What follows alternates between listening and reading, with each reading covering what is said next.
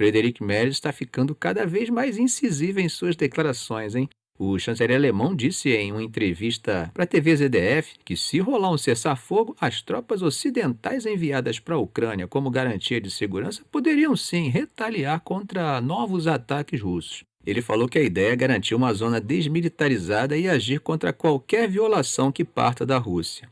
Ao que parece, os Estados Unidos e os aliados europeus estão começando a desenhar um acordo de paz onde a Ucrânia teria garantias muito parecidas com as da OTAN, né? E o Médici chegou a comentar que essa posição dos Estados Unidos de proteger a Ucrânia como se fosse território da própria OTAN é uma coisa nova e muito importante. Só para a gente entender como isso funciona na prática, existe uma proposta de 6 pontos que os europeus apresentaram. A ideia é ter uma força multinacional liderada pela Europa e com o apoio dos Estados Unidos lá dentro da Ucrânia. Médici já caracteriza como uma força ocidental, né? O papel dele seria reforçar o exército ucraniano e ajudar a proteger o mar e o espaço aéreo. França e Reino Unido já disseram que topam enviar tropas nessa tal coalizão dos dispostos, né?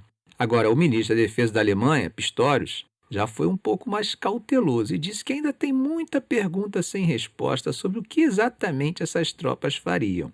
Agora, o primeiro-ministro polonês já tinha adiantado que os negociadores dos Estados Unidos prometeram pela primeira vez responder com força militar se a Rússia quebrar o acordo, né? E aí o clima entre os líderes europeus é de otimismo, né? Depois que Zelensky se reuniu com os enviados de Trump, o Steve Witkoff e o Jared Kushner, lá em Berlim no último fim de semana. Até mesmo Zelensky chegou a admitir que teve progresso, principalmente nessa história de garantias de segurança estilo artigo 5º, mas deixou claro que o nó ainda está na questão dos territórios. Até agora, Putin não deu nenhum sinal de que vai ceder. Ele continua batendo naquelas exigências máximas dele, né? Nada de Ucrânia na OTAN e controle total de Luhansk e Donetsk. E aí, vocês acham que a Rússia vai aceitar forças ocidentais dentro da Ucrânia? Bom, para ajudar vocês a responder essa pergunta, vamos agora dar uma olhada no que Putin falou em uma reunião do Ministério da Defesa, hein? Final de ano chegando, Natal, Carnaval, feriadão, a família liga. Pai, tô indo com a turma toda, tudo bem? Você fica feliz da vida, né? Mas aí bate aquela dúvida. Onde esse povo todo vai dormir? Sofá duro, colchão velho, improviso desconfortável. Mas aí eu te apresento esse colchão inflável que muda o jogo. De casal, confortável e com bomba elétrica embutida. Ele infla sozinho, gente, em menos de 3 minutos. É só apertar um botão e pronto. Mas o melhor vem de manhã. Amanheceu? Você aperta um botão e ele esvazia rapidinho e vai direto para uma bolsinha discreta, deixando tudo limpo e espaçoso novamente para as crianças correrem à vontade. Nada de trambolho no meio da sala, nada de bagunça. Vem com cabeceira, 2 travesseiros, carregador, kit de reparo, tudo. É o tipo de coisa que te salva quando você menos espera, né? Te faz receber bem, com conforto e sem complicação. Para conhecer, dá uma olhadinha no link que está na descrição do vídeo ou na tag que aparece aqui na tela. Recado dado, vamos continuar. Ele disse, gente, que a Rússia não nega o direito de ninguém à segurança, mas que bate o pé para que as promessas feitas sejam cumpridas, principalmente as promessas públicas feitas pela OTAN de que não se expandiria para o leste. Putin chegou a perguntar, de forma retórica, o que aconteceu com essas declarações públicas do passado. Segundo ele, o Ocidente não está nem aí para esses compromissos, e o que se viu foi uma onda de expansão atrás da outra. Bom, Putin afirma que os interesses russos foram ignorados depois do colapso da União Soviética, e para ele, foi isso que acabou levando ao golpe de Estado na Ucrânia que derrubou o presidente eleito na esteira do Euromaidan. Ele falou que a Rússia não está pedindo nada de especial, só o que foi combinado. Bom, sobre o momento da guerra, Putin afirmou que o exército russo está ganhando força, enquanto o da Ucrânia está se desfazendo. E falou que o número de desertores ucranianos já está na casa de centenas de milhares. Para ele, isso é um sinal claro que o exército de Kiev está degradando. Ele também disse que os objetivos da operação militar especial, que começaram em 2022, vão ser alcançados de qualquer jeito. E disse que preferia resolver tudo na diplomacia para acabar com as causas do conflito. Mas avisou que se os adversários e os países que apoiam a Ucrânia não quiserem uma conversa séria, a Rússia vai buscar o que ela chama de libertação de suas terras históricas, na base das armas mesmo. Bom, e ainda falando para a alta cúpula dos militares russos, afirmou que as Forças Armadas continuam sendo a única garantia da soberania deles e ele vai continuar fortalecendo o exército de forma sistemática. Bom, gente, quem também fez uma análise de cenário foi a presidente da Comissão Europeia, Ursula von der Leyen. Isso antes da reunião dos 27 líderes da União Europeia, que acontece amanhã, quinta-feira, né? Ela disse que a paz de ontem já não existe e que não dá para ficar vivendo de nostalgia. Para o bloco, a urgência é total e eles estão num ponto de decisão que pode mudar o papel da Europa no mundo. Bom, o centro do problema, gente, segundo ela, é como manter a Ucrânia viva economicamente para continuar resistindo. Van der Leyen quer usar os ativos russos que estão congelados para dar um empréstimo de reparação para Kiev, né? Só que isso rachou os líderes europeus.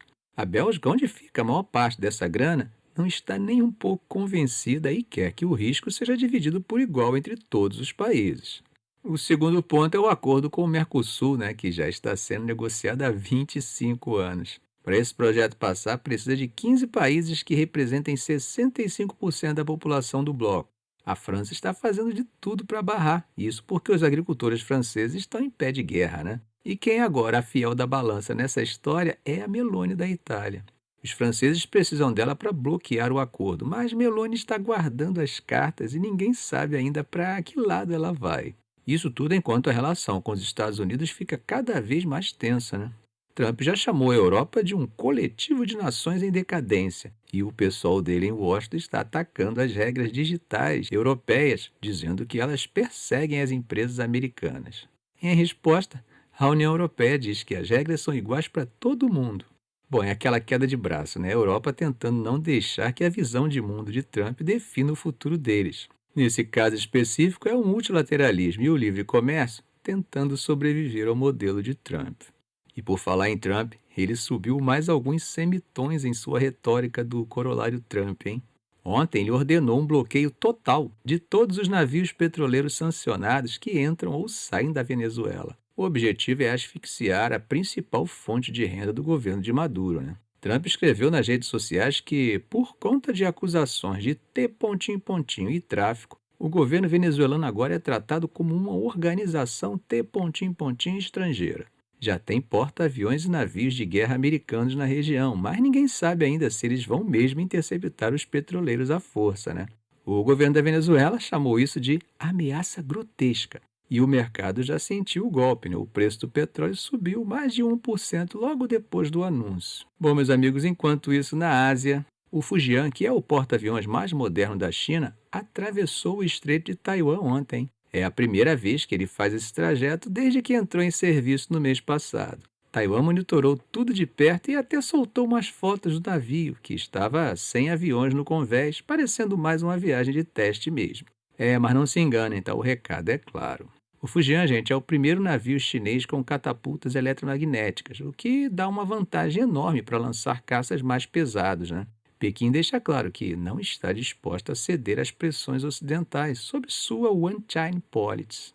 Como vocês viram em sua recente visita ao Oriente Médio, os acordos assinados foram iluminados pela reciprocidade em relação a essa política.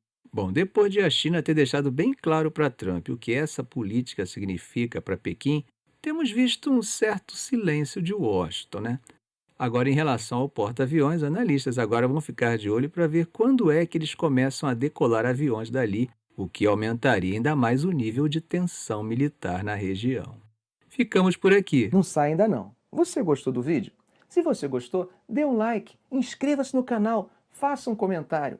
Eu quero saber a sua opinião, ok? Um grande abraço.